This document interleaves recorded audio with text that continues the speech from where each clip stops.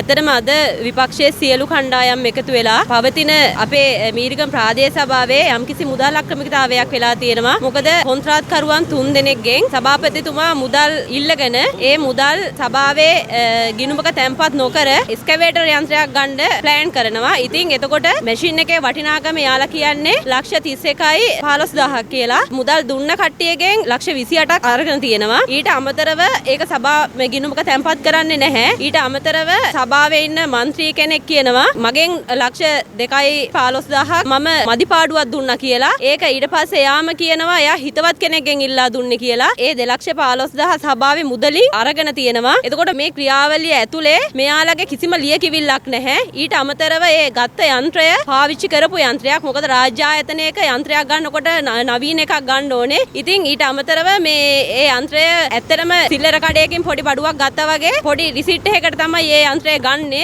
මේක කිසිම විදිහකට පැහැදිලිතාවයක් නැහැ. ඒ නිසා අපි විපක්ෂයේ සියලුම කණ්ඩායම් එකතු වෙලා අල්ලසා දූෂණ විමර්ශන කොමිසම් සභාව වෙත ඇවිදින් තියෙනවා. අපි මේක ඉදිරිපත් කරනවා. මේ පිළිබඳව සොයලා බලලා අපිට මේකේ සත්‍යතාවය දැනගන්න අවශ්‍යයි. ඒ සම්බන්ධයෙන් නිලධාරීන් දැනුවත් වෙයි කියලා බලාපොරොත්තු වෙනවා.